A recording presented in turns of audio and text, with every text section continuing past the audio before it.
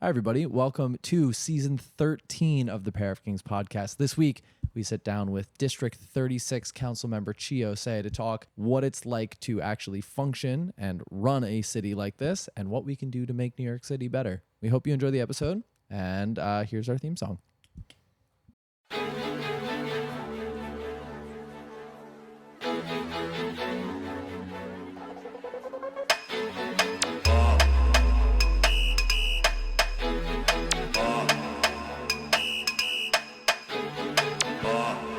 Welcome back, everybody, to this episode of the Pair of Kings podcast. I'm your host, Saul Thompson. You can find me on Instagram at Saul Thompson.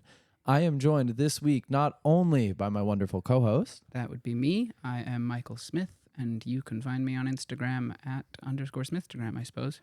Michael, who are we joined by today? We are joined by 32nd Council? 36. 36. Ah, I knew I was going to fuck that up. You know, that's because I said I didn't watch the show. It's not that. It's just I'm bad at numbers. It's okay.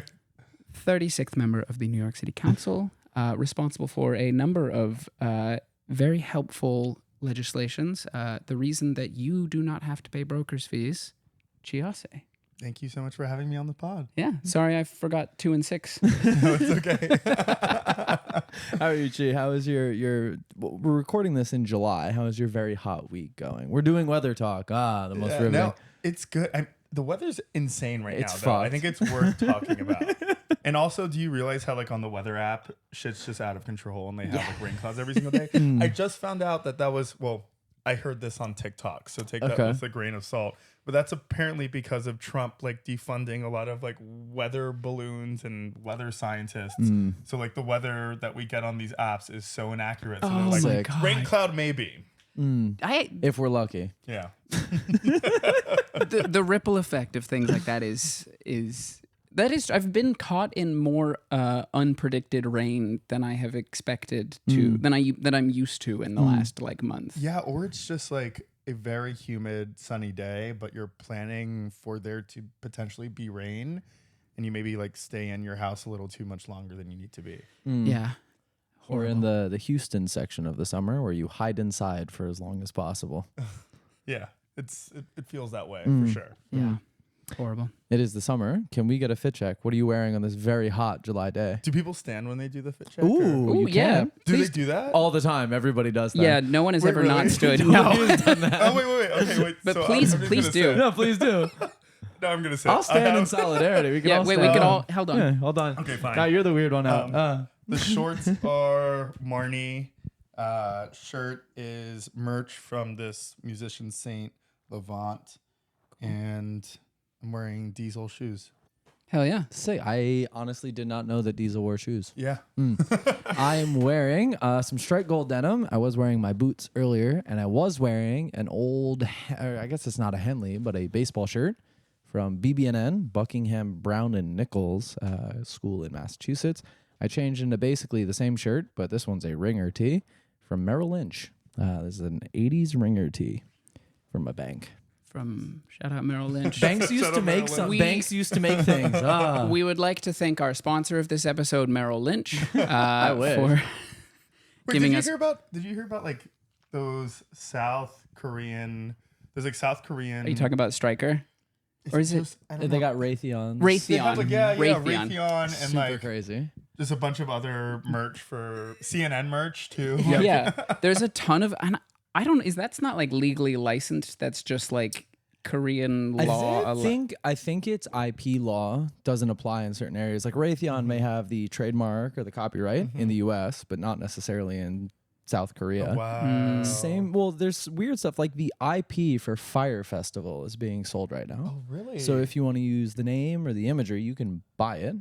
Same thing happened with Shinola and Enron. Enron, yeah. The guy who made Birds Aren't Real Yeah. Yep. I keep seeing like wheat paste Enron. Yeah. We're different now Yeah. type posters. Kind of cool. Yeah. I'm really curious to see, and the Enron one sold for like $300. Yeah, really cheap. He bought They're doing a really great job with that. I have a hoodie that I wear. the Enron hoodie. Really? Yeah. Like their accounting division or whatever? No, they have because they're taking it in a different direction. So okay. they're trying to launch products. So like one of the products that they launched was like the Enron egg.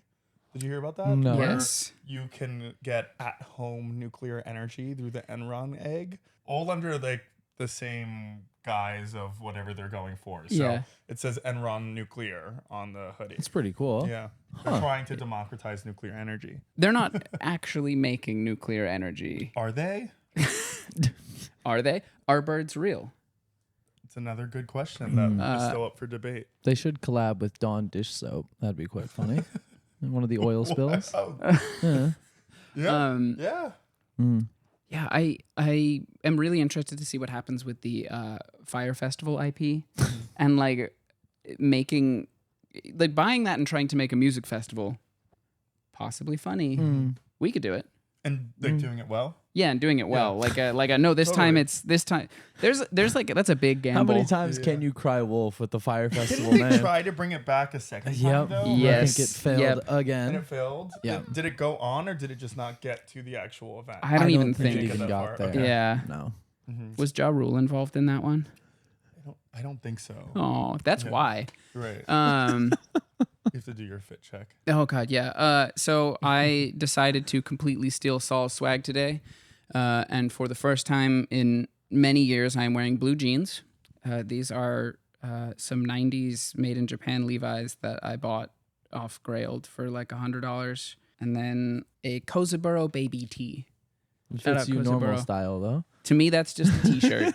You guys are kind of matching. Is that Yeah. does that usually happen? No. Never once, I Really? don't think, in the history of the podcast. have we had that much. I dress drastically different from really? Saul, and No, Saul. the similarities are Hey, very apparent today. I didn't do it on purpose, and then I got really self-conscious and almost changed before we started this, Really? because then I'm like, oh man, we're just gonna be like, just the two jeans and t-shirt guys. Gee, I'm very excited to have you on the podcast. Last season, I guess we have been talking over the course of the podcast quite a bit about New York, why it is the way that it is, why certain things have evolved in the way that they have, and why or how it can be or is hard for young people, especially creatives, to exist in the city. Got you for the podcast. I'm over the moon about it. We've got, an hour and change to ask you questions about that. I figure the best way we could start is sort of letting you go and just asking, what are some of the major issues facing New York that you are working to resolve right now?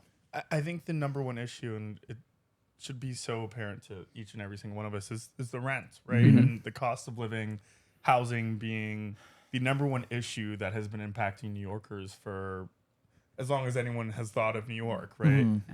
The rent is too damn high. It's continuing to rise. Where is that guy? I don't know. He's Get still him alive, back. apparently, though. Tight. He's still alive. I mean, I guess like he reincarnated as Zoran, right? But the cost of living is too damn much, and it's impacting what makes New York New York. And I see that as my number one priority, and not only being a member of the city council, but as someone who grew up in New York and has seen it change year after year after year. The main thing that we need to do, and that I've been prioritizing as a council member, is increasing our housing supply. New York has a housing shortage. We have a housing vacancy rate at 1.4%, which is really low. So everyone is competing for the same housing. On top of that, more people are moving into the city as jobs increase, and they're competing for the same housing as people who are working for the MTA while they're working for a JP Morgan Chase or a tech company.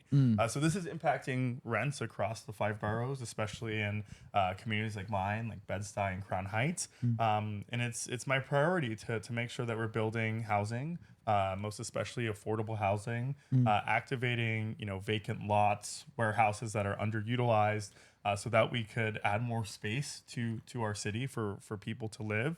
I'm an advocate for rent stabilization, have been pushing for a rent freeze.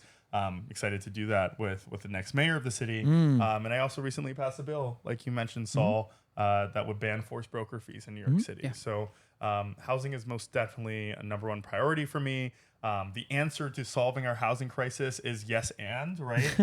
There's so many different solutions that people argue about every single day on the internet and beyond. And I see my job as someone who tries to make all of those solutions come to light, because that's how we'll actually solve this long time problem that has been impacting New York. Yeah. It seems like New York, you couldn't build enough housing. Yeah. I'm very curious. I wrote a paper or two about this, about the issues behind warehousing in the city. People building, for those who don't know, large buildings, keeping certain numbers of units offline, or buying a building and to force people out, essentially not updating anything, not renovating apartments, and keeping them off the market to essentially not fill those spaces with either rent stabilized tenants or just tenants in general, to create an artificial shortage. Has there been any movement within the sort of council member level or larger sort of in New York state as a whole to address some of those problems as well as creating new housing? Yeah, I mean, absolutely. We passed a bill in the city council last year that created somewhat of a warehousing task force, right? To increase enforcement of those who are warehousing rent stabilized units, to create more transparency around those who are warehousing units. We are facing some roadblocks with that bill because while the city council can pass a bill, the mayor and his administration are responsible for enforcing some of that legislation, and he's been dragging his feet. Oh, I can imagine. We've been, I've been in government for 4 years now, and this mayor has been like standing in the way of so many solutions that would make our lives better, because of the people who are, donating to his campaign, who are telling him what to do behind closed doors. And this is one of the issues that they're very passionate about, especially the landlord lobby, the real estate lobby. So, we've been pushing back with the mayor, but I'm really hoping that in January, when we have a new one, a law like this can really make those warehouse units more available to the public. I also wanted to ask about the current mayor. One of the big issues that I'm personally very engaged with or just passionate about, among other things, there's a million and one things I really dislike about Eric Adams. I can say that. You probably have to be a little bit more tactful. No, not at all. Amazing. Say Hell everything. yeah. Not at all. No. I don't know if you guys follow me on Twitter, but I do follow. Yeah. I talk a lot of shit. No, The the a lot of open to people. work. The profile Instagram photo. profile Incredible. picture has been so. I am on Eric Adams's blacklist As you should. of political. Whatever. Good. Carry on. So, huge thing about the Bedford Ave bike lane and city bikes in general. Yeah. I figure you'd probably be a little bit more prepared to talk about that in depth, but I think it's a really interesting issue that a lot of people in New York don't understand why city bikes kind of fucking suck now. Yeah. Or aren't as good as they could be. Yeah. I mean, it's because of Eric Adams, right? I don't know if you guys saw like the Nolita dirtbag video. No. No, he posted a stupid video about how he's going to cancel his city bike membership because of how they dropped the miles per hour limit from 18 miles per hour to 15 miles per hour. I think it was even initially 25 Was when it they first 25? rolled out Wait. I don't even remember that. Like the bikes are 25 limited? is a Or, little crazy. Yeah, no, that's not. I think that a motorcycle. 25 miles per hour. I think that was like even during De Blasio. Yeah. And I think that was a little. Yeah. I think that was a little crazy. But I think I know Eric Adams just dropped it from 18 to 15. And I use city bike, e-bikes every single day. I think it's like one of the best forms of getting around the city. And you can tell the difference, right? And he did that because the car lobby is one of the most annoying lobbies within New York City. In addition to that, there's so many people who are rabid against bikers. And yes. Eric Adams, who is currently, while you're listening to this episode, is doing everything in his power to stay in office, even though it looks like he's right on his way out. And he's catering to all of the worst people that you see in comment sections on Twitter. Yeah. And some of those people are like people who are unionizing as car drivers. No, literally, there's like some of the worst. The car drivers union? Of like just people who drive cars. They're not even working as people. A protected love class. It's like we need an association of people who drive. Like no one is standing up for us. And they're like, this is them lowering the miles per hour rate is going to like make the street safer, even though the thing that actually kills people His car. Yeah. Wait, so did they they've like put a speed gate on the bike. Oh, yeah. Well, they made City Bike do that. So like now it can't go past 15 miles per hour. Yep. And it's so noticeable. Yep. Like Yeah. I'm like winded going up the Williamsburg Bridge. You know what I mean? And I'm definitely pedaling. Yeah. And the mayor has the authority to do that. Yeah. That's one of the first things that I would like to see the next mayor change. Make it 100. Can you imagine? Can you believe it was 25 though? That's crazy. So there was a really interesting research paper written. This is back when e-bikes first came out. Yeah. And it was essentially looking at mortality rates based on the accidents that people got into. And the argument was that e-bikes essentially function like motorcycles, and you can ride them like a motorcycle, but people don't wear the personal protective equipment like a motorcycle. So you have a guy that looks like me coming from his job at J.P. Morgan, biking home, no helmet, nothing. Merrill Lynch, right? Exactly. Yeah. 25 miles an hour downhill. Yeah, it's just he gets off that bike, he's turning into mincemeat on the sidewalk. Yeah. I know another thing that you've been pushing for in relation to the bikes, which I think is really cool, is trying to cap the certain rate that you can charge for one of the electric bikes. Yeah. And I know that City Bike currently, I believe if you remember, you get a certain amount of time free on the blue bikes. Right. You still have to pay for the white or the electric bike. Yeah. Could you talk a little bit about that initiative as well? Yeah, so City Bike says that they have to increase prices here and there for the e-bikes because of energy installation and maintenance from their employees to make sure that the bikes are charged. I, alongside another Councilmember Lincoln Ressler, are aiming to create a level of subsidized energy sources for those bikes that are provided by the city so that they are charging when they're at their stations. So we're exploring options as well as communicating with Lyft and City Bike about how to expand some of that city energy so that those costs aren't put on to riders and customers like us. So sometimes when we're communicating with the business community, they can drag their feet.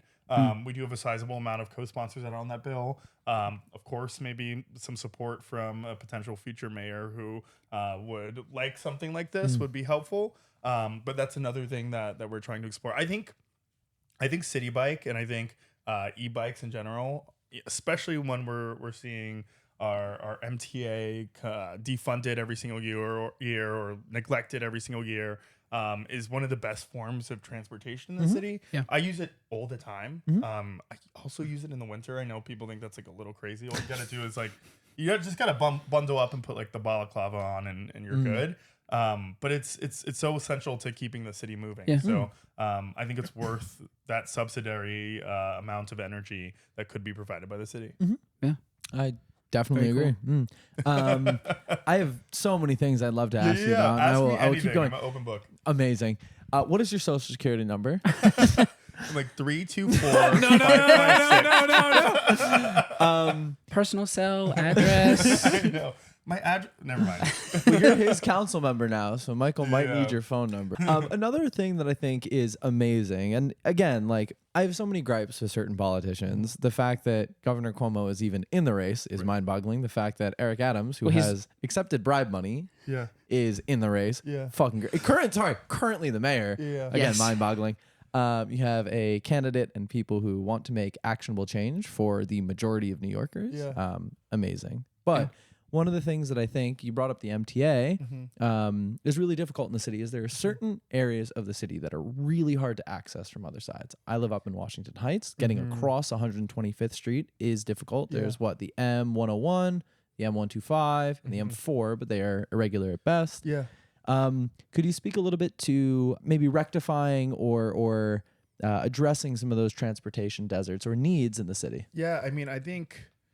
I live in Bed-Stuy, and getting to Williamsburg or North Brooklyn in general is unreasonably difficult. There is a inner borough express that has been in the works for some time that would connect different parts of Brooklyn to Queens and Express train? Yeah. Okay, wow. Was proposed years ago, but because of, I have a series on the internet called Why Shit Not Working, where break down why a lot of shit in government doesn't work. Yep. And why we drag our feet to see different types of public works come to be within the city. And one of the episodes I talk about the IBX, which would connect, deep parts of Brooklyn to parts of Queens. It's impossible to get to Astoria from Brooklyn unless you go into the city, which is bullshit, right? And I'm aiming to demystify the inner workings of government that make shit so inefficient. And a part of that is redundant rules and red tape that and bureaucratic rules that make our society so difficult. For example, some of our subways, it's in state law, have to be built to the size that's unreasonable, for New Yorkers. And that adds to cost, that adds to maintenance. Sometimes in each project, subway project, we have to rely on consultants that cost more than the actual financing of the construction. I mean, the Second Avenue station, which I think took 15 to, I think it was maybe 2 decades? I don't know exactly. I believe it took many years. Yeah. And it cost more for the consultants who designed and came up with what the station would look like than it actually did for the construction that went into the project. And what's crazy about this type of inefficiency is this is what like Donald Trump and Elon Musk really tapped into with Doge, but obviously they're fucking hypocrites. And I think people like to hear the sound of someone who's going to fix that inefficiency, but they're not actually doing it. But it's still actually a problem that exists within our city. That I'm hoping to and I have changed within a local way, but also want some of our, other larger, more powerful elected officials in the city and state to take seriously. Can I ask what letter or number would the IBX be? We're not even that far. We're in such a public planning phase where there's all of these fucking meetings that people show up to that we don't necessarily need, we know what we come on. Get the project done. And then that construction underground, presumably tunnels, has got to be years, right? By the time you get around to it. I think it's 2030 something when we're going to see this project get done, and it's been in the works for some time. And if you look to cities again, Seoul in South Korea, some places in Japan, I've been to China, some of the bullet trains that exist, oh my God, the infrastructure that exists for them. I mean, maybe sometimes maybe it's slave labor. Maybe we're really lower paid labor that goes into it, and we do have union jobs, which are great, but we still need to make sure that these projects come into completion at a more efficient way. Every time I get on a L train that is 15 minutes late and I see a bright light up screen telling me how to make cake pops, I get fucking mad. I mean, I was just about to ask you, but what is with, and this is, first of all, the MTA is a state agency, and so is the DMV. Hold on, I'll talk to you about the DMV. Oh my God. What is with what is it called? So tasty. Taste Easy. Yeah. What are those things called? Taste Made?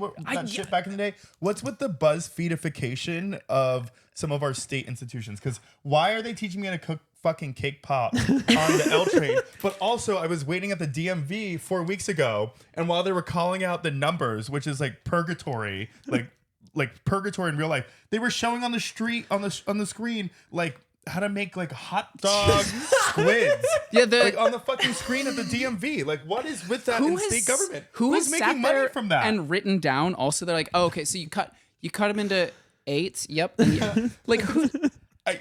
I'll show you the video later, but there was an actual food tutorial at the DMV. This is the last thing I want. It's 80B, and it's this hot dog.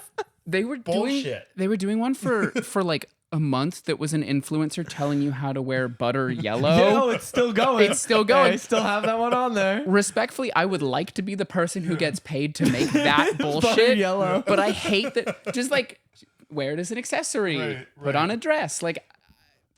It's a little. I mean, you think that's I don't know. You guys should probably be asking me that, and I should probably be asking someone else that. But I wonder if it's a company paying the MTA to advertise. It's gotta be. Yeah. Okay. And every time I get mad at it, the follow-up thought I have is maybe someone paid to put in these screens, and maybe the advertising on these screens is net profitable. Positive. Okay. But it's the amount of time and effort and the installation of that, I this reeks of a Deloitte project where they're like, well, if you look at the cost modeling, in 6 years, you'll have recouped your costs. If you take all the trains off the tracks for 6 weeks and put in the screens. Right. It's I just wonder why it's like those taste. Yeah, like what is the taste made lobby? Why do they have never look good? No, they never look good, and I'm never making that shit, and I don't know who is. I'm not making once. stuffed churros ever in my life. Maybe we're not the target audience, though. So. If you are listening to this podcast and you live in New York and you have made one of those recipes, there's one of you probably. Please come forward and tell us what about that recipe spoke to you. But also, is someone like watching that and they're like, okay, that, Yeah. okay, that, yeah. No, I gotta do that next. and then Or they miss it. record They're too busy writing it. Like, oh fuck, I gotta wait for it to loop. Or are they recording it? There's not even a QR code at that. Yeah. You know what I mean? Or maybe there is. I don't. The other one that's huge right now is the Dove one about deodorant for your nuts. Oh my! With Marshawn Lynch. With Marshawn Lynch. That's on the subway? Yes, and it's Oh well, it's my like God. it's like Dove. It's full body deodorant. Okay. And they're like, take care of your package, and the next screen says your whole package. Yes, Marshawn Lynch just spraying his junk. And he's Is like it kind on the of. subway? Yes, On the subway. it's like Wow. it's a upward angle of Marshawn Lynch spraying down, and he's got this like goofy grin on his grin. face. Wow. The one that made me feel like a just freak and a pervert was they were running a skincare ad for Brazilian bum bum cream, which was women on a beach dancing, obviously with all of their butts out, and this cream like spinning. You're sitting across from it, and I feel like It's I like was the thong "Don't song look music up, video." Don't look up. Don't look up. Don't look up. Don't be that. Fuck. Don't look up. Like I grew up in New York, and like I miss the old subway ads. There used to be you remember Dr. Zizmore? Have you guys been around for that one? It was this like weird doctor. Like you just saw his face. He didn't look like a doctor. I mean, like he didn't How look long like a ago doctor was either. this? It's had to have been like 15 years ago, like when I was a kid. And he would be like, I do chemical peels. And then it would be like, oh my this God. random random guy trying to sell you chemical peels. And then the other one was like they were trying to do this ad for people with like addiction and just be like, don't do this line of cocaine. It was like just a giant line of cocaine on the subway. I don't know. The older ads, bring them back. Maybe a video component. I moved here 9 years ago and have very fond memories of the OK Cupid ads that they let Maurizio Catalan do, where it was like people with hoodies zipped together. And like it was like weird, like bright. I don't know. It wasn't like that. Yeah. Don't we just have personal injury lawyers and become a cop? I love. Oh my God, Fuck. corrections They officer. have some like become a cop in Washington D.C. ads. So Go join Cop City, everyone. You could make $86,000 in 5 years. Oh, it's ridiculous. One of Eric Adams' favorite things is calling New York Yes, the X or Y of anything. of anything. the What's my Istanbul of Do you have America. a favorite? Yeah, New York City is Islamabad of America. That's crazy.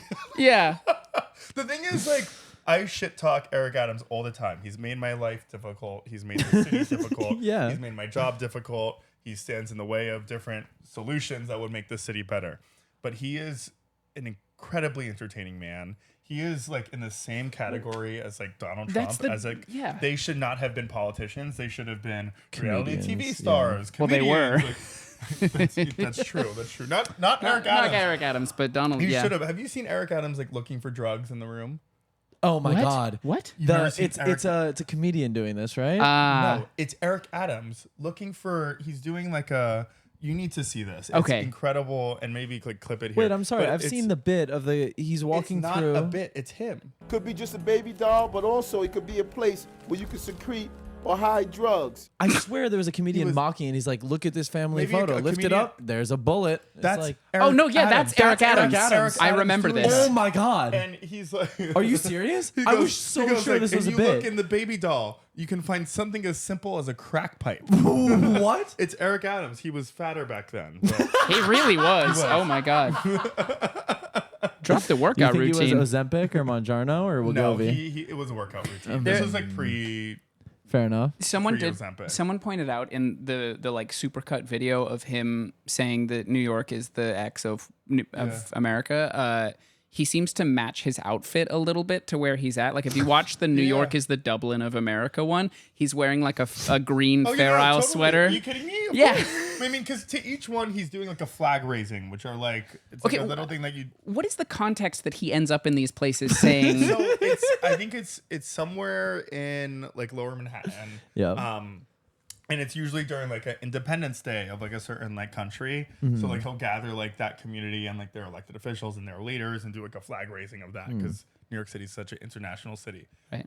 But at each one, he does the same line. And I don't think any mayor prior to this was like so intentional about doing like these ceremonies. Yeah. So like we just have an entire like portfolio of these isms, you know, which is incredible and will be missed. You know what I mean? He's so fucking funny. But Islamabad of America is Islamabad wild. of America. Islamabad of America is amazing. What's your funny. favorite? I do really like when he just pulls out like I know he said Islamabad, I know he said Istanbul, and then like the third one is did he say Mexico City? But He then did he flubbed it. Yeah, there's like he said he adds like an extra word into the Mexico City I think of it's the Mexico City. my favorite is Dublin because of the like perfectly matching sweater and because Boston is very clearly the Dublin of America. Like there's no contest. New York City is the Athens of America, the Istanbul of America, the Kiev of America, the Seoul of America, Tel Aviv of America. Yikes. Islamabad of America. Zagreb. The Lima, the Mexico City of America. The sweater is really bad. Recently, he was like, I guess they're trying to like, he's still trying to call Zoran anti-Semitic. And he's giving this interview and he was like, yeah, and Zoran can't, he won't condemn globalize the antifrittata or something. Like he doesn't know to say like antifada. So he's like antifrittata, intifada, like in like the interviews. I've heard like, Zoran hates brunch. I know, exactly. Does not think eggs should be baked. No, seriously. Tragic. Pro quiche lobby. Right, literally. It is unfortunate that I feel like the comedy of Donald Trump had a lot to do with the sort of second election totally, of Donald 100%. Trump, and it is unfortunate that being sort of embarrassing and hilarious is a benefit at this point, I guess. Yeah. But I feel very strongly about the coming election. I think everybody kind of does. Yeah. Like, it seems. In terms of like I Democrats winning again? yeah. Okay. Yeah. I think everybody's really realized that Democrats really let both the party and their constituents down in past, especially this past election. Very mismanaged, unfortunately. Yeah. But from what I've heard, a lot of my friends, and credit to them, are immensely passionate about New York politics in a way that I haven't seen in a long time. I remember as far back as like 2016, 2014, even just hearing my parents talk about it, they were like, I mean, the mayor's the mayor and we'll vote, but meh. But young people, I think, know what's going on, can speak to policies or to specific policies that they find issue with. And one of the things that I really like about you and Zoran as well is you are out on the street talking to people, doing your best to clarify what is going on and why things are the way that they are. And in a very different way to, I would say it's a very young politician approach, being very approachable or making politics approachable in a way that they have not been. And I think that current politicians sort of use or weaponize the complexity of the political system against their constituents, right? Like, you can't do this, therefore you cannot engage. I'd love to hear about why, in particular, you started making Why Shit Not Working, the thought process behind it. And then obviously condensing political policy to like, what, 2 minutes, 3 minutes is really difficult. How you end up going about there without sort of losing the complexity of the issue itself. Yeah, I mean, like, I think age has a lot to do with it. Like you mentioned, I grew up using the internet and social media, and I believe that I speak the internet, right? If I spoke another language, so I only found it to be a useful tool on how to get the word out about what I was working on. I think a lot of elected officials and a lot of old school politics neglects the fact that about half of our job is passing bills and voting on budgets and constituent services, but the other half is getting that information out to the people. and being very agile and finding which medium is the best at getting information out to certain groups of people. And I started doing this social media stuff and short form media stuff like 2 years ago. And we did it around organizing around the rent guidelines board and trying to get people to come out and speak at a rent guidelines board hearing. And I had a video that went viral, and instead of like 17 people showing up at a rent guidelines board hearing, we turned out like 1,000 people to protest. And when I saw that, I was like, this is a tool that I need to continue cultivating as a means for political organizing. And no one was doing it in New York, you know, and in other states across the country. You know, I made videos about local things, about things that were impacted the city. And I also use it to really push my bill, the Fair Act, which banned forced broker fees, like we talked about before. And this was a tool that we used as a weapon against a multi-million-dollar real estate lobby that was spending a lot of money to beat this bill. But people were engaged because I was speaking like them. I was condensing this information in, you know, 1 to 2 minutes. They were learning about an issue that would affect and impact their lives. And they were calling their council member to tell them to sign on to this bill. They were showing up to city council hearings to rally the city council to vote on this bill. And it ultimately was the, you know, TikTok and social media was the thing that actually really helped me, you know, pass a bill alongside all of these people that impacted all of their lives. So, you know, even with Why Shit Not Working, you know, I use that as a series that demystifies a lot of politics, right? I think giving education or giving that power of knowledge to the people around, you know, the topic of politics is something that helps all of us, right? You know, a lot of people discount younger people, working class people, creatives from the political process, but we make up a decent portion of the New York population, right? And in giving that power of knowledge to us will yield results like Zoran winning in this past election, which will then yield to, you know, rent freezes and other things that will impact our lives. So you know, it's definitely been a process and finding my tone and what works. And there's been videos that have flopped and failed, but it's something that has fared to be very useful in my time in politics, and something that can't be mimicked by, you know, people who don't share these like politics of progressivism, right? Or leftism or socialism, right? People can really see through the you know, the centrists and moderates that try to do the same on the internet because of this level of authenticity that people crave from these platforms. I think there's a certain amount of like cynicism involved, and like, you know, people always talk about like TikTok and Instagram as these things that are sort of like wasting the kids' brains away and shit like that. And I don't disagree completely, but like realizing that is also now where a lot of like politics is happening, and like where the change is happening. You are the first elected official I know of that is younger than me. Oh yeah. Yeah. And that is crazy to think about. I think, I mean, it's not that abnormal. I know that in France's national election last year, Marine Le Pen, who is sort of a right-wing candidate, and sort of extremely right-wing, her first mate or running mate, I don't exactly remember the designation of French politics, pardon me, but was essentially like a right-wing TikTok star. Oh, really? I'm not kidding. He was 28 years old, and it was an influencer, very good looking, but she picked him specifically because he could utilize social media channels and sort of get younger people out to vote. And ultimately it failed. The French right wing did not win. They made up ground. But I do think it's super interesting seeing sort of the foil to like the Donald Trump trolling on Twitter, seeing progressive politicians like yourself using social media to raise awareness of policies or council meetings or whatever it may be, or rent guideline, you know, hearings, whatever it may be. I think the lift is probably a lot higher when you're not just trolling and sort of being hateful online. You know, you can do that in 140 characters. You got to make a video. But I think that's pretty incredible. Is that a sentiment or a channel that other young politicians that you may speak to are also utilizing?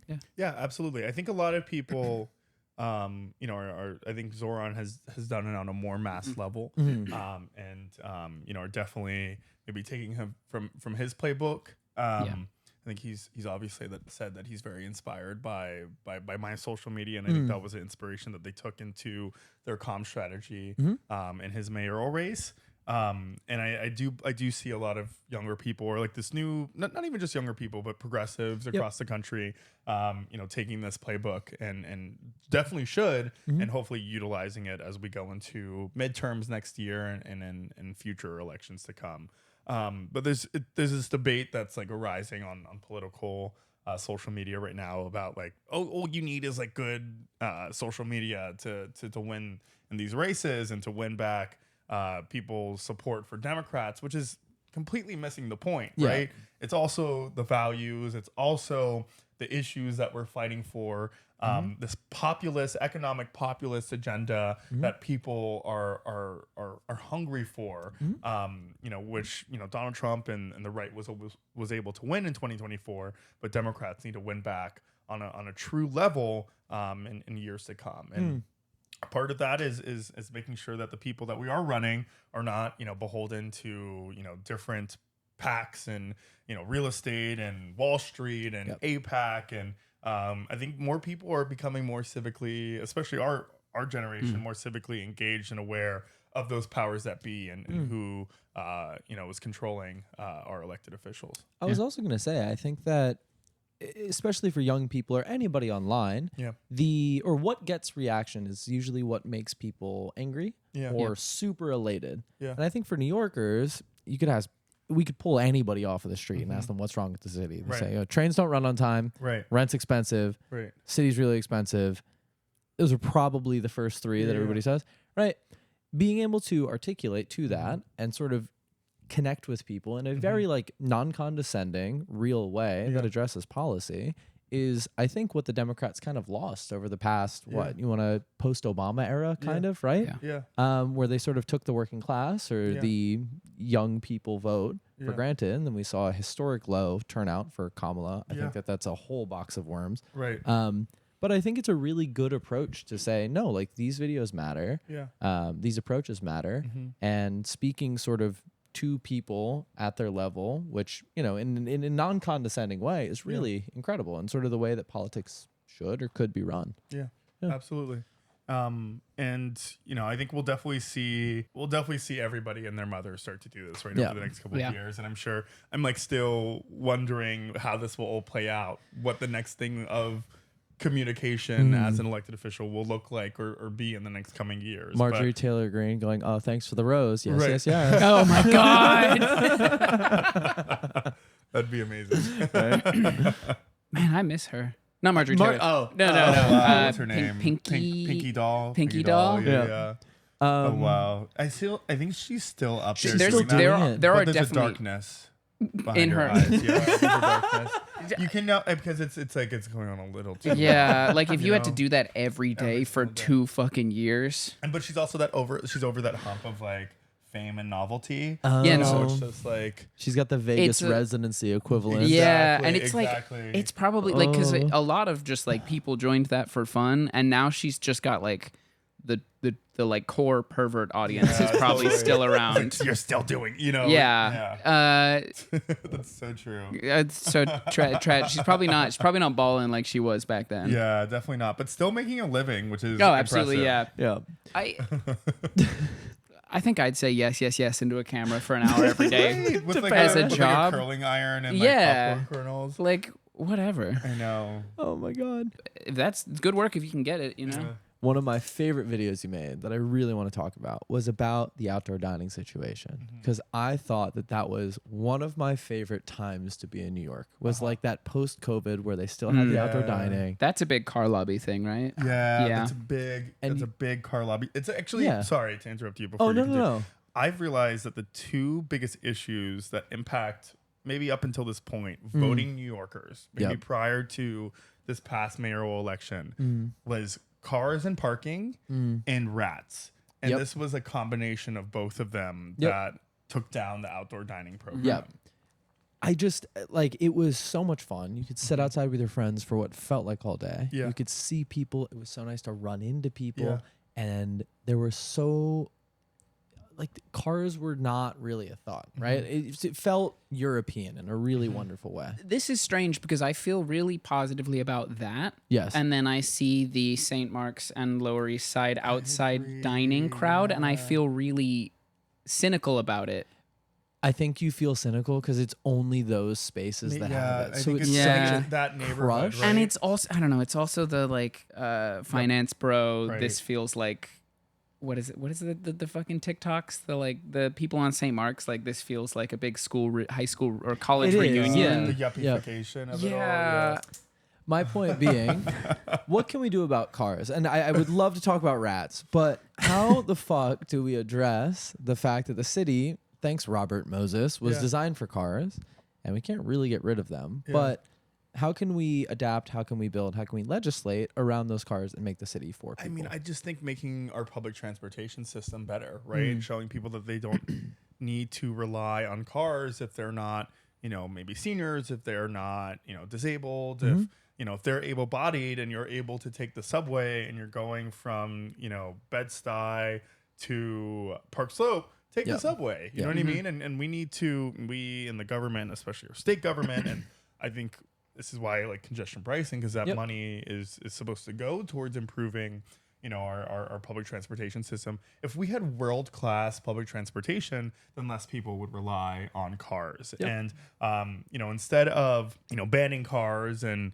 I know that a lot of people are passionate about their cars. I think rebuilding faith and trust that they have within the MTA and within taking our subways and making them feel safer when they're taking our subways, making it cleaner on our subways, is the best strategy to reduce car usage. Already with congestion pricing, we saw a decent amount of people stop driving, and we saw an increase in ridership in our public transportation system. Now we just need to improve those systems so that those people are retained and not going back to driving their cars. You save so much money when you're not driving a car, right? Oh, yeah. And I think people know that, but I also think they acknowledge that our trains are sometimes unsafe or sometimes dirty or sometimes unreliable. And that's our responsibility as people in government to change that. I think one of my favorite things that Mamdani said in one of his interviews was that if you were to track ridership on buses especially, increased ridership is correlated with less crime on the buses themselves. Just, bolstering the usage to just active presence of other people. Like bus drivers were getting assaulted less, other people were being assaulted less. Am I wrong in thinking that a similar logic would apply to the trains? Absolutely. The more people that are on the subway, the safer it is, right? In addition to that, we need social workers and mental health providers. The mental health care that exists within this country, nonetheless city, is terrible, right?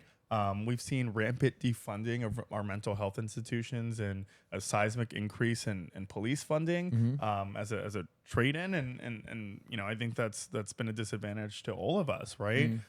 There is a mental illness epidemic that is impacting New York, a substance abuse epidemic that's impacting New York, but there's no infrastructure to tend to those people who are dealing with those problems. I think we need to see a budget for mental health care, for social work, competing with that of the NYPD's budget, right? That would really make people feel safe, or a lot more safe on our subways, on our streets, increase ridership, which will also add to the safety aspect of it all as well. And that's, I think it's important to designate when progressives say defund the police, it's not saying that we are going to make the city a lawless haven of crime.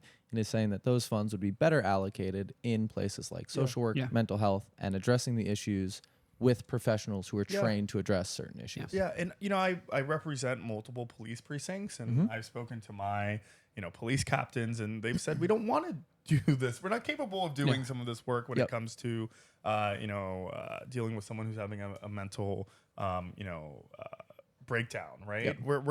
We don't have the training for that. They acknowledge that there needs to be another arm or another agency within our government that tends to that problem.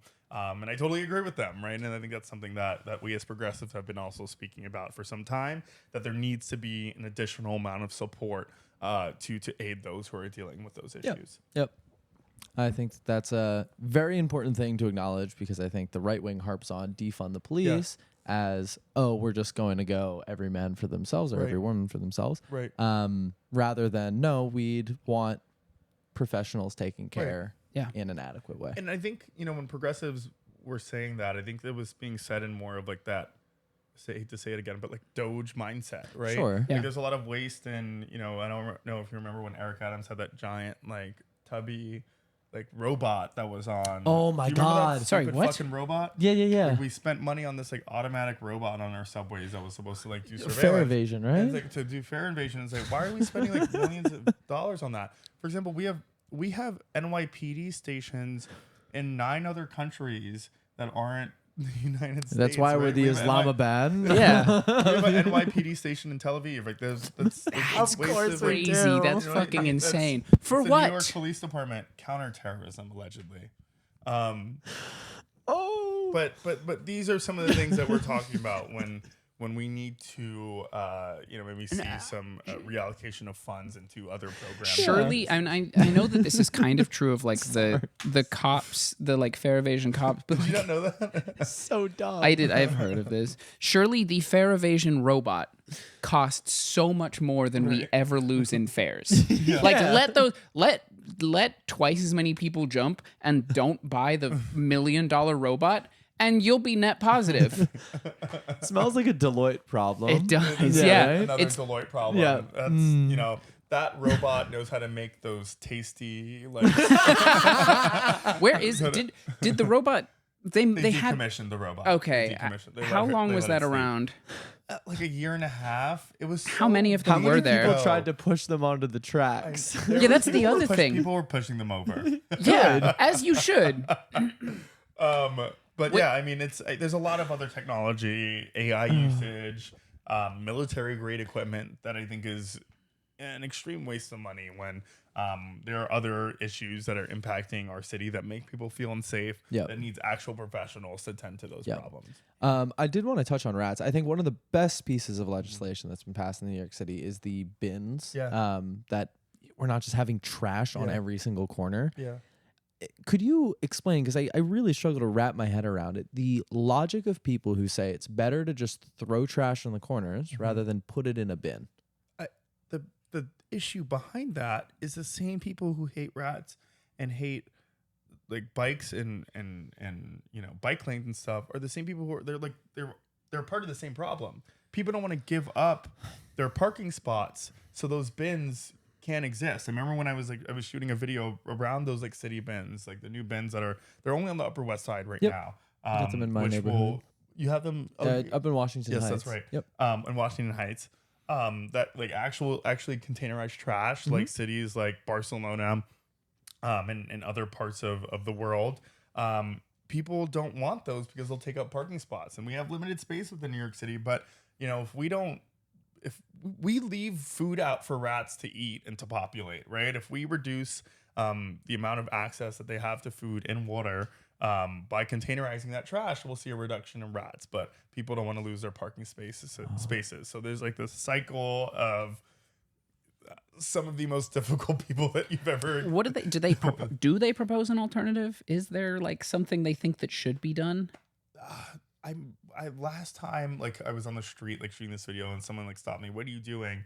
He was like, I don't care. I don't care about the rats. So then people like start to say that they don't care about the rats, but then they'll complain to our offices about the rats, and then we'll be like, okay, but what about the parking? They're like, well, no, it's just a cycle of I don't know, bureaucratic community board noise. But the best way to get rid of our rats in New York City is taking the food away from them. Yep. By expanding the clean curbs and containerization program citywide. I've been a huge advocate for that. Would like to see them in more places.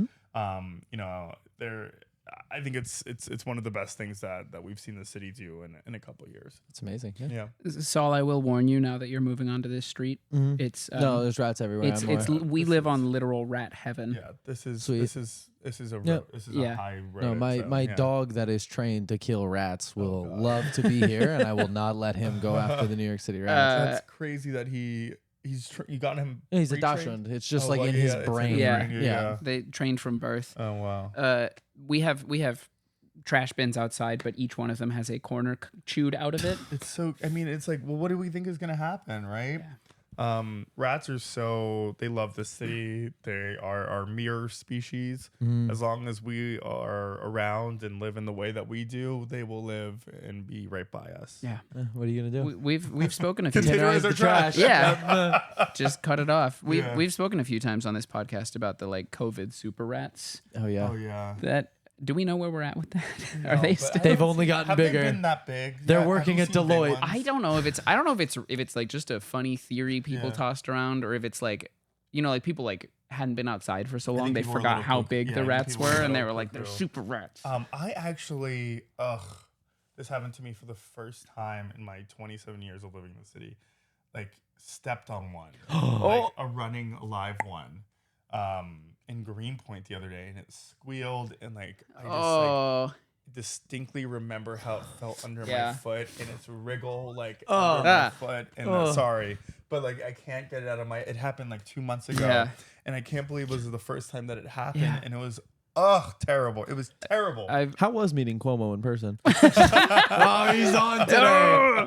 Wham! How was crushing that little rat? It lived. You know, they're very. They Now he's prevail. running in the election. What a shame. I have accidentally kicked one. I've launched one, like, because you know in mid stride it sort of just scoop and That's go. gross badly too, though, timed. right? Were you No, grossed out?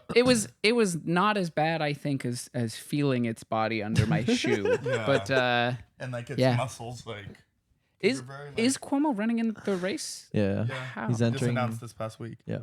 as a How? Yeah. Because prior to the primary election, he was also doing balloting to be on the independent ballot. So like this was known in like the New York City political press corps. His party is crazy. It's like Fight and Defend is like the party he's running under. I mean, believe, Eric Adams right? is running on the independent ballot line, and he's running on the anti-Semitism line. Oh, of course. Ah. Eric Adams loves the Jewish people.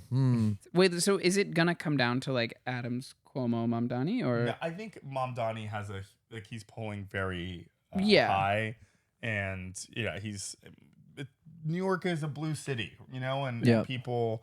There's a lot of blue, no matter who Democrats, you know, as I know some are really being stubborn about it, but you know, there's a lot of people who will just vote for him because he's a Democrat and he's coalescing a lot of support, and the others are just they're making it harder for. I mean, if it was just one of them in the race out of the three of them, maybe they would have a better chance. But the fact that there's like a Republican and two independents that people know and sometimes don't like, and like in a little bit of ways, they're all splitting the vote. who's the Republican candidate? Curtis Sliwa, you've never seen him? The Guardian Angel? Sorry, seen what? him. You know what the Guardian Angels are in New York City? So the Guardian Angels were like this group around in the 80s. They were like a vigilante group of people that aimed to stop crime. And Curtis Sliwa is like one of the founding members of it. And he's this like older Italian guy who wears a red beret and a red jacket. He ran in like the last election. You've never heard of this man before? No, No, I you should wait. look up a Sorry, I picture feel of like him. this is about to get He insanely has like racist. 15 cats. It's so you should look. Yana, could you Curtis, scroll up a photo sorry, how do for you the spell this? listeners? Curtis Sliwa, Sliwa? Sliwa. Sorry, he started a vigilante group. Called the Guardian Angels. The yeah. Guardian. What And, did they do? They were supposed to like Play Candy Crush on the maybe like subways. walk women home to make them feel like safe at night. Can I say something? Yeah. I don't think if I was a woman, anything would make me feel less safe than a group of 55-year-old Italian men in the darkness asking if I wanted to be walked home. That's great. Have you seen him before? No, this is Him. You What would think the- he was the socialist candidate based on how he dresses. but crazy. this is some shit right out of like a It's like a so like a comical. cartoon. No, it's comical. New York City politics is like the funniest shit ever. It's like Gotham, like Candidate for characters. change. Yeah. I'm not a pervert. I'm just Italian. Turkish corrupted official. Who's fighting on the end anti-Semitism line, and he's a black man. and then a paramilitary Right, right. vigilante group. Yeah, this is I like a wonder year who I'll ago. vote A year for. ago, they like jumped like migrant in the city. Oh my God. That's There's the thing I was waiting for. Like this is I was like the guy, the Italian guy in the 80s starting the vigilante justice group is going to Public end up Guardian being Angels, racist. safety, I'm sorry. yeah. Do you see like the Illuminati eye on Oh God. it? Yeah. I love this city so much. It's Yeah, so no, stupid. It's incredible. It's incredible. Michael, Oh, I God. wanted to bring this up. They've got an Australia chapter. Would you look up Ecce Cuomo? Etche? ECCE Cuomo. So what this was is I believe a That- journalist Okay. went through and found a bunch of claims that Andrew Cuomo had made in interviews in earnest and just accumulated them in a list and wrote this wonderful article. I believe there's just one image, Michael, if you could find it. But I'm sorry. ECCE. yeah, like I am in Latin. I'm sure I could track it down if I go and grab my it phone. not- I've got it here. Ecce Cuomo. From public statements made by Andrew Cuomo since 2000. Ready? I am a Muslim. I am a Catholic. I am sort of the Antichrist. I am black. I am gay. Oh, yeah. I'm an Italian American. I'm a New Yorker. I am a Queens boy. I am an undocumented person.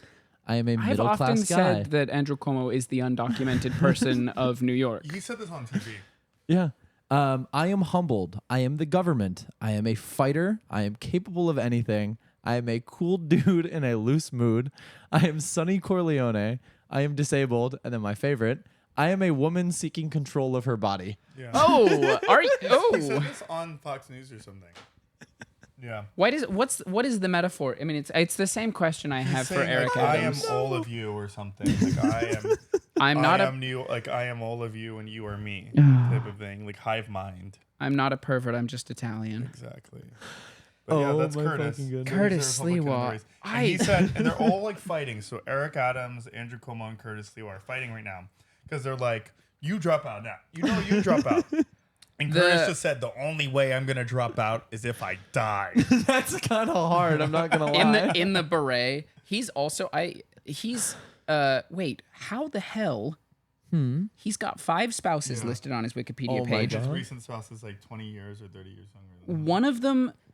One of them, Nancy Regula, married 2018. Wait, partner? That's a political partner. I was so confused. I was like, I thought for a second that he had two spouses with the. Sorry, that I used a woke definition of partner there. My apologies. Attempted assassination. Attempted assassination. He looks like He was kidnapped and shot by 2 gunmen after entering a stolen taxi in Manhattan. What? the son of the Gambino crime family, John Gotti. This surely can't be real. He is Prosecutors claimed that Gotti was angered by. This is Batman. We have Batman happening, like in real life. If Batman was Italian. No, you don't understand. The Riddler was an undocumented migrant. I mean, it is Gotham City. It is, yeah. Gotham City level. Oh my God. Yeah, he wears that. He wears that beret everywhere. Really? What does he look like without it? Do we know? I don't know. Maybe like bald, right? Yeah, probably, right? Their hairline's pushed way back. Oh, it's the tan line. The tan line. my They did a whole individual article on it. It's crazy. Oh my! Wait, okay, get the. Curtis I keep Lewa. reading this as Curtis Shows Siwa, off- like he's related to JoJo's JoJo's dad. Shows off tan line after removing famous beret at rally. He That's is nuts. Yannick, I will send you That's this picture. nuts. He is you see this? pasty white. He looks like a thumb That's that's been in really- the shower for like an hour. That is the first time that his head has seen daylight Yeah. in. Do you think he starts to years. sweat when he hears the national anthem? That's what they gotta never take take it off. And the thing is, you have to do that as a Republican. You know what I mean? He says he sleeps with it on. I doesn't. sleep with the beret on. I fall asleep he with the beret doesn't. right on my head and wake up with it right on my head, which drives my wife Nancy crazy. He also has like 15 cats in his apartment. That is a thing I can get behind until I hear Yeah. the rest of him. Oh my Oh, God. man.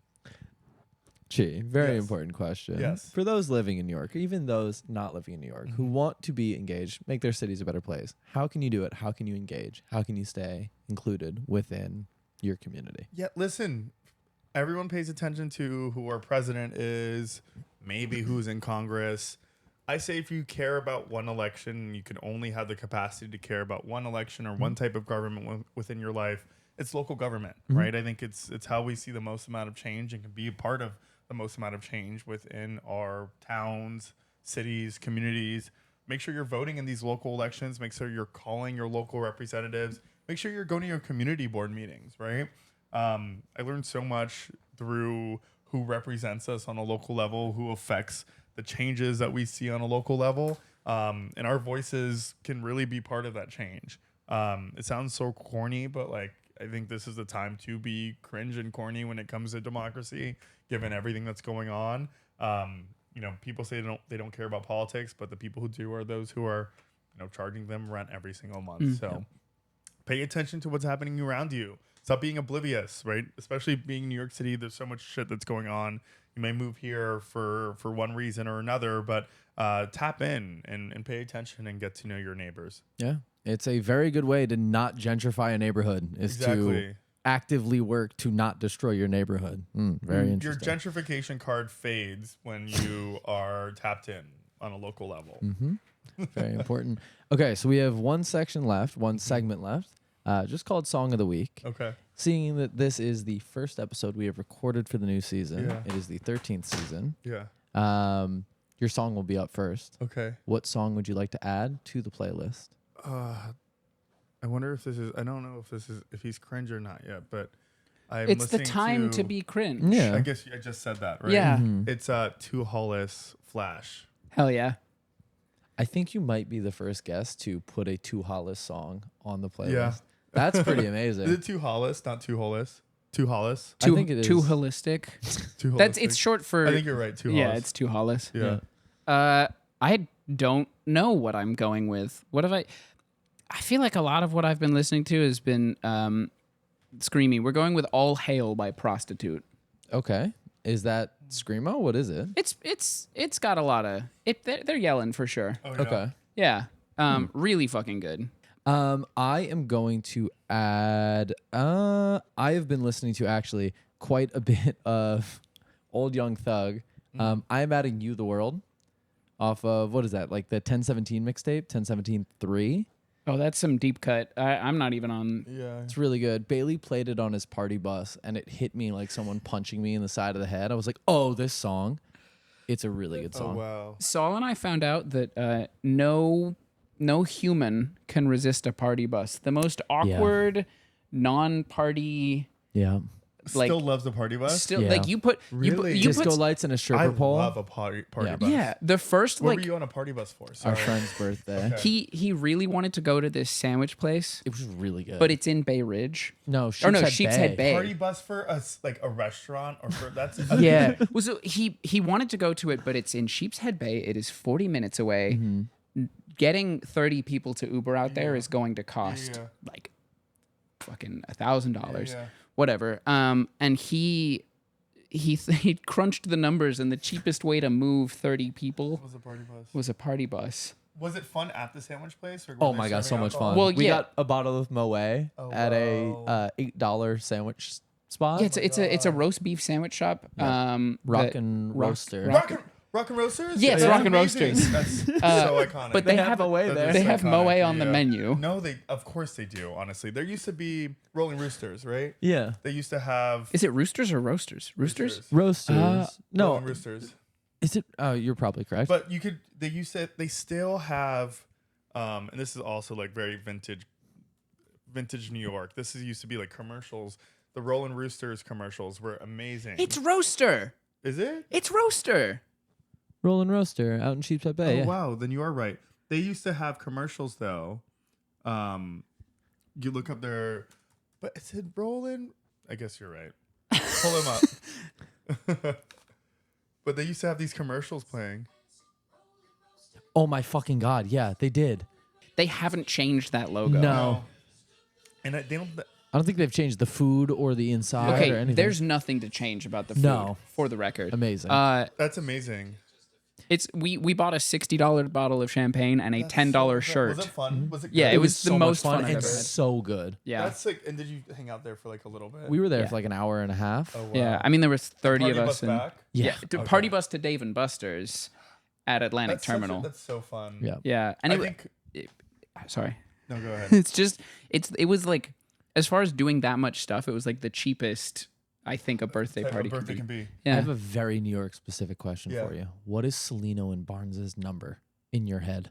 Injury attorney.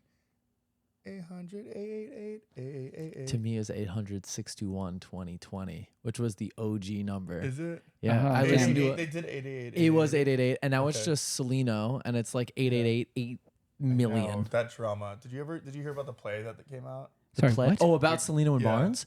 No. Some guy made like a play. It was like definitely off Broadway about their falling out. That's crazy. Is there Yeah. Celino and Barnes beef? Oh Yeah. my God, one of them died in a plane crash. Wait, there was a falling out and then one of them died. Yeah, and they're saying It's suspicious? It's suspicious. It's Hell hath Celino no and fury, Barnes. like a work husband scorned. yeah. You watch yourself, Saul. I know some pilots. All right, Isn't that crazy though? that is I'm- insane. That is there will wild. be some documentary maybe in the future about that. I hope so. I love a stupid true crime documentary. Me too. Me too. We're getting way off topic. I'm reading a really good book right now about the Golden State Killer. Uh-huh. It's so good. I haven't heard about that one. Oh my. Okay, so for some, there were serial What was killers his everywhere. theme? He would sexually assault people, climb into their homes, and he started killing people as like a escalation of the thing. But Patton Oswalt's wife, his late wife, wrote this book. She was obsessed with he was initially called the East Area Rapist. Wrote this whole book like telling the story of this case. Uh-huh. I cannot put this book down. Really? It's so good. Is it like really well written or Beautifully is it just, written, Okay. incredible, like meticulously researched. Uh-huh. Have you ever watched Mindhunter? Uh-huh. It's that. Okay. Mm. It's so good. Wow. That sounds heavy. It does sound heavy. That's a we don't really have serial killers in New York anymore. Or Well, like in, Crazy stat. I think the solve rate for murders in New York is like 93% at worst. Wow. The one thing the NYPD does super well is solve I mean, murders. they better be doing that with the amount of money. yeah. Yeah. If you're gonna do one Yeah. thing, The thing is, crime actually in New York is like it's New York City is the safest big city of America. yeah. Like I don't think people really realize how safe of a city that this is. I got in you a know? huge argument with an ex's parents who were like kind of right wing. Her that's mom so, especially. like, She was yeah. like, "Why do you take the subway? It's so dangerous." And I was like, maybe like 3 a.m. at like Right. 125th on the Green Line. And like maybe. But I'm And maybe. downtown in the East Village. Right. Like, let's be very real right Yeah. now. I'm fine. Yeah. And she's like, Yeah. "Why don't you Uber?" I'm like, "Cause it's $80, Yeah. and I'm not built like that." Yeah. at 2 a.m, the train is full of people. Yes. It is I know. absolutely full of people, and no one is In like. high school, I like was coming home from a party and fell asleep on the Q train, and woke up at like the at last stop of Coney Island, wallet and everything in pocket. Just went back home. It was like the morning too. You know what I mean? It happens. Yeah. Yeah, Yep. the like New York teenagers have so much. Like I'm scared of New York teenagers in like how self-sufficient they are. I Yeah. find like every time like you like in high school just like on a train that can take you like Anywhere, right. fucking anywhere. I grew up in like a farm town in Arizona. I can't believe like people raise their kids in New York. Like I can't As a believe my kid who parents- was I know. raised in I New can't believe like, but I'm like all of their fears of what your child could do are absolutely true. Yeah. You know what I mean? Like it's I guess it builds character. Yeah, I mean, yeah. You know. I feel like I haven't met a single person like raised in New York that wasn't incredibly like self-sufficient and confident. Yeah. Like it is a trial by fire, I guess. Mm. Yeah. Cool. Before we get out of here, Chi, tell the people where they can find you, social media channels. The floor is yours. Send some shout outs, whatever you want to do. You can follow me on Instagram at Ossé, ChioSse, Twitter at Ossé, OSSECHI, TikTok Chi4NYC. I think that's about it, right? Those are all of our social media channels. Shout out to you guys for having me on the pod. It was a pleasure to be here, and I love talking. Yeah. What can the people do? What are some things we should be looking out for around September, I guess? September. Oh, vote in the general election. Yes. That's on November 4th. Vote for mayor. It's still a competitive race, but we're hoping our guy Zoran still gets elected. Midterms are next year. We vote every single fucking year. Pay attention. Tap in. It's cool to care. It's cool to vote. It's important to vote. I feel like it's essential to say without like being like cringe about it. No. That is not cringe at all. Pokemon go to the polls. Pokemon go to the polls. That was the 9th anniversary. Was yesterday. Of that. The shit we missed. 9 years? 9 years. Fuck. One, it's fucked up that I was playing Pokemon Go 10 years ago. That hurts me. And two, it's crazy that happened 9 years ago. I was part of one of the stampedes in Central Park for No, a you Snorlax. I'm not kidding. Oh my god. Oh, God. Did you see it when the guy got it? Yes, there was a guy who beat us there and was like, "I did it." And we're like, "Fuck you." Do people still play Pokemon Go? One of my friends, John does. The first host of the podcast still does. Oh, wow. Because he walks his dog around his neighborhood, and apparently they've made it easier to catch Pokemon. Like you can, it's not just like Pidgeys. You can catch cool stuff. I was never. Did you play? You Pokemon Go to the? I Pokemon went. I Pokemon Go'd. What a crazy time!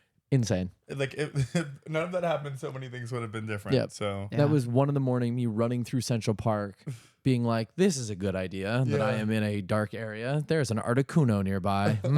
Surely I'll be fine. And I was. And you were. Yep. Because New York City is the safest big city in America. Yep. Incredibly safe. But thank you so much to everybody for listening to this episode of the PoK podcast. Go register, go vote. Even if you're not in New York City, participate in your local elections, in your state elections. It is the only way we can make this country better, genuinely. Running away does not help. You do not have to have a New York driver's license to register to vote anymore. Okay, it's a little little. how easy it is to register to vote. Yeah, I did it 3 times actually. Like, isn't it like I know Republicans are like always like trying to make it like, but like damn, you don't really need. My Yeah. dog is registered twice. Yeah. Toast and I Oscar have voted both. for Zoran 18 times. Yeah. I just kept putting Don't blame on. me. I Yeah. voted for Zoran 18 times. Yo, the shirt. Don't blame me. I voted for. I voted right. I know that shirt. it just kept putting on different fake mustaches Oh, and going yeah. to the same poll worker They really, with a new I accent. don't know. They really don't check that much. Yeah. Like, did you have to show anything when you went there? I have a stubborn refusal to replace my driver's license because Arizona ones expire when you're 65, Oh wow. and I hate the DMV. Okay. And Yeah. but well, you can learn how to cook mini brownie snack bites if you go to the DMV here in New York State. So. yeah, no, it's you don't need to. I was always scared of changing my registration because I was like, I'm gonna have to start going to the DMV every 5 years, but you don't have to. Is so it every 5 years? Is that the? if you get a real ID, I think so. Oh, really? I have to replace The mine real next ID year. is bullshit. Yeah. You need the real ID. Like what was? Well, the you're point? going to need it for the TSA in 2 minutes, and they'll push that a year later, the second you get to the TSA. Yeah. I've just started flying with my Just passport. fly with your passport. Yeah, I'm not. It's worth flying with my passport to have a one driver's license for the next 65 years. Yeah, it makes it super easy. I'll never I like Arizona. Arizona's pretty great. like politically. No. No, but it's like really beautiful terrain. I it's think, beautiful and as a Mexican place. food. Yeah. Oh, absolutely. If you get outside of like the city, Yeah. it's beautiful. Yeah. And if you're there when it's not July, Yeah. great place to be. I'm your host, Saul Thompson. You can find me on Instagram at Saul Thompson. I'm joined this week by not only my wonderful co-host, I'm Michael Smith. You can find me on Instagram at Eric Adams. but our wonderful guest as well, Ossé, District 36 council member. Yes. Super wonderful speaking with you. Yeah. This has been the Pair of Kings podcast. You can find us on Instagram, Twitter, and TikTok at Pair of Kings Pod. Don't forget to follow us over there. If you're watching on YouTube, thank you so much. If you are listening on Spotify or Apple Podcasts, head over to herohero.co/PoK to support the show, get early access to episodes, and access to all of the giveaways that we will be doing this season. Thank you so much to everybody for listening, and have a great Thursday if you're listening to this on Hero Hero, or Tuesday if you're listening to this online. Take care. Bye, everybody, and have a great day. Bye. Bye. Bye. Okay.